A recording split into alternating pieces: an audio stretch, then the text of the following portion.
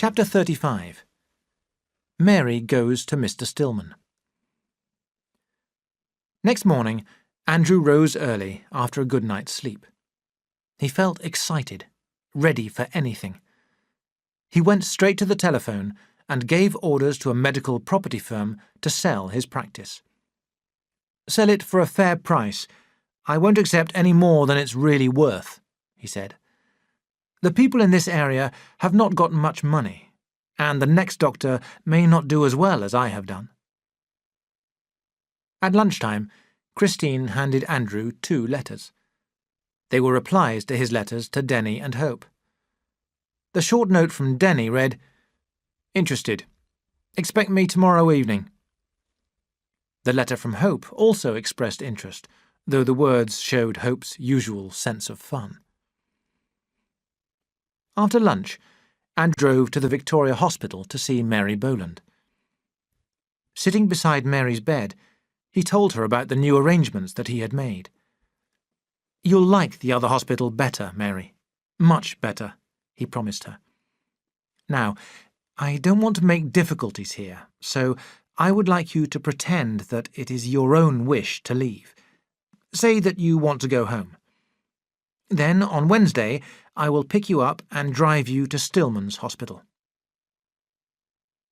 Andrew returned home with a feeling that he was beginning to correct his mistakes.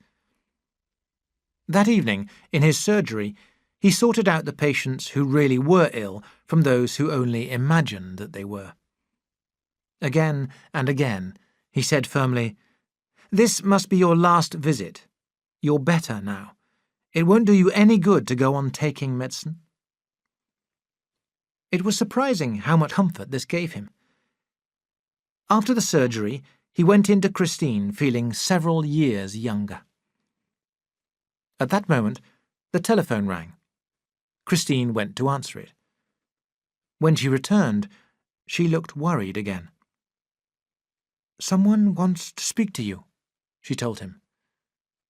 "Who?" Suddenly, he realized that it was Frances Lawrence. "Tell her that I've gone out," he said. "No, don't say that." He walked quickly forward. "I'll speak to her myself."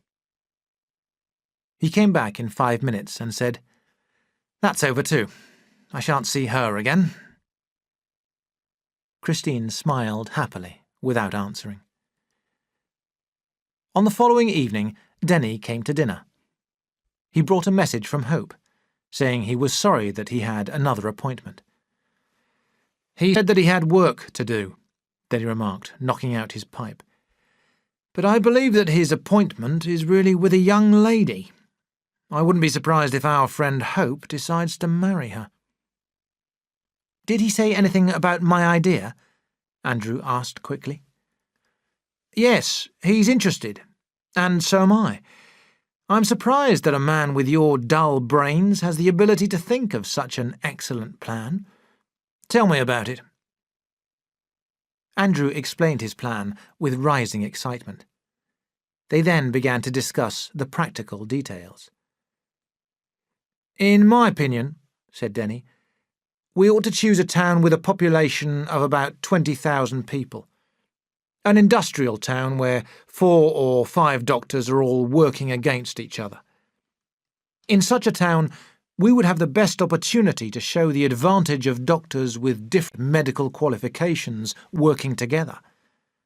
We might make enemies at first, but we would succeed in the end. Perhaps, after a time, we might start our own hospital. Yes, this is a good idea." Suddenly feeling Christine's eye on him, Denny smiled. "And what do you think about it, Christine? Crazy, isn't it?" "Yes," she answered, "but sometimes the crazy things are best." "You're right, Chris," Andrew cried, hitting the table with his hand. "Our aim must be to set an example in medical practice." They talked until such a late hour that Denny missed the last train home and had to spend the night with Andrew and Christine.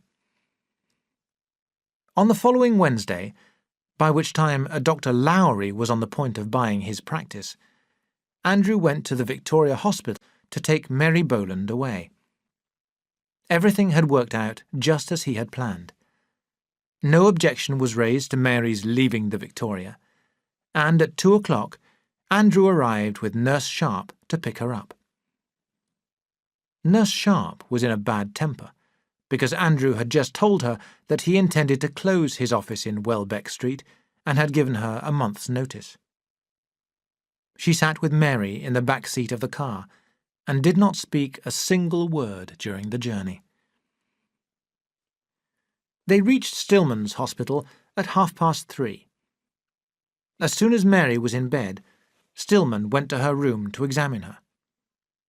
When he and Andrew entered the room, Nurse Sharp seemed surprised and annoyed. Stillman examined Mary very thoroughly and then led Andrew out of the room again. "She is very ill," he said. "I must do an operation on her lung immediately. It should have been done several weeks ago." While Stillman got ready for the operation, Andrew went back and told Mary of their decision. "It's nothing to worry about, Mary," Andrew comforted her.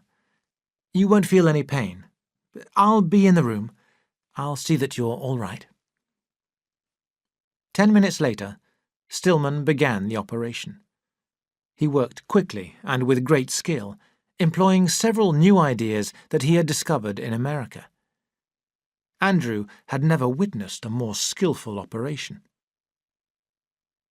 When it was over, and Mary was back in her bed, Andrew went in to see her. "Well, do you feel happier now?" She smiled. "You were right. It was nothing to worry about." "All that you need now is rest. You'll soon be well again, completely cured," he promised her.